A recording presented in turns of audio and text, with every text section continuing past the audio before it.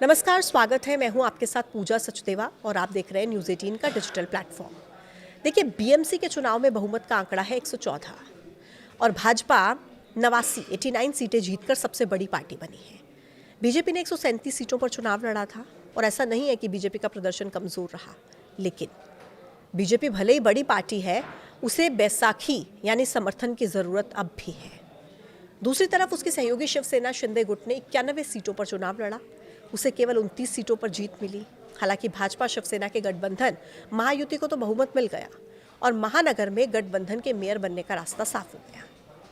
89 सीटें जीतकर बीजेपी जरूर सबसे बड़ी पार्टी बनकर उभरी है, लेकिन मेयर के पद पर सहमति बनना आसान नहीं दिख रहा। बीजेपी और शिंदे की तरफ से मेयर को लेकर पत्ते नहीं खोले जा रहे। दोनों तरफ से कहा जा रहा है कि मेयर महायुति का होगा और हिंदू मराठी होगा, लेकिन चुनाव में महायुति की निर्णायक जीत के एक दिन बाद मेयर के अहम पद को लेकर बीजेपी और एकनाथ शिंदे की शिवसेना के बीच खींचतान भी सामने आई।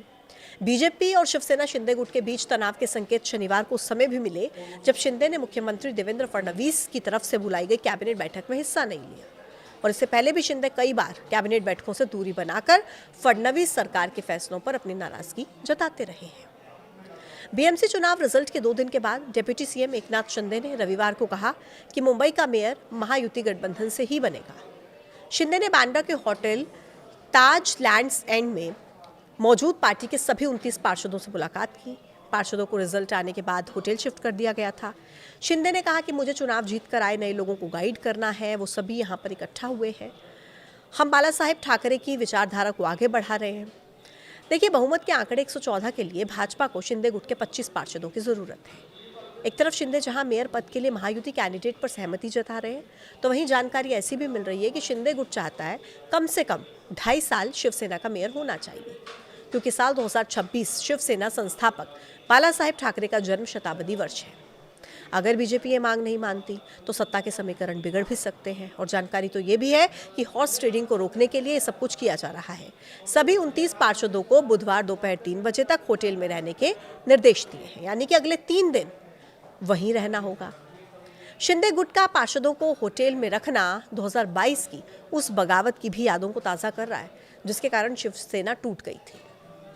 मई 2022 महाराष्ट्र सरकार में नगर विकास मंत्री और शिवसेना नेता एकनाथ शिंदे ने 39 विधायकों के साथ बगावत कर दी थी।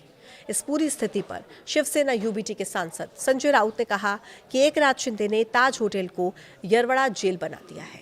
नवनिर्वाचित पार्षदों को बंदी बनाकर रखा गया। हमारे सीएम को पुलिस को निर्देश देना चाहिए कि होटल का ताला तोड़कर उन्हें छुड़ाए। अब आपको मैं विपक्ष की स्थिति समझाती हूँ। शिवसेना यूबीटी 65 वॉर्ड्स के साथ दूसरे स्थान पर रही, जबकि एमएनएस ने 6 सीटें, एनसीपी एसपी को 1 सीट मिली है और इन तीनों को कुल मिलाकर 72 सीटें बनती हैं। कांग्रेस ने 24 वार्ड में, ओवैसी की पार्टी ने 8 सीटों पर, समाजवादी पार्टी ने 2 वार्ड में जीत हासिल की है। अगर पूरा विपक्षी खेमा भी एक हो जाए तो भी कुल आंकड़ा 106 होगा, यानी कि बहुमत की सीटों से 8 सीटें कम। और यहीं से पार्षदों की खरीद फरोख्त और दल बदल का खतरा नजर आ रहा है। ठाकरे परिवार अगर 8 पार्षदों को अपने साथ मिलाने में कामयाब होता है तो बीएमसी पर भाजपा का कब्जा रोक सकता है। हालांकि देखिए, इस बार बीजेपी को अपने दम पर बेहतर प्रदर्शन की उम्मीद जरूर थी। बीएमसी में बीजेपी का स्ट्राइक रेट करीब 65% रहा। इससे पहले कि बीएमसी चुनाव में भाजपा ने 82 सीटों पर जीत हासिल की थी। इसके बाद 11 पार्षदों ने बीजेपी का दामन थाम लिया, यानी बीते बीएमसी में बीजेपी के पास कुल 93 पार्षद थे। बीते 2024 के विधानसभा चुनाव में पार्टी करीब 85% के स्ट्राइक रेट से जीत हासिल पार्टी ने की थी और इस चुनाव में वो अपना पुराना रिकॉर्ड भी कायम नहीं रख पाई है। हालांकि अब नज़र इस पर कि बीएमसी चुनाव में मेयर को लेकर क्या सहमति बनती है, कौन होगा मेयर, इस पर सबकी निगाहें टिकी हैं। आपकी क्या राय, कमेंट बॉक्स में ज़रूर बताइएगा। देखते रहिए न्यूज़ 18। नमस्कार।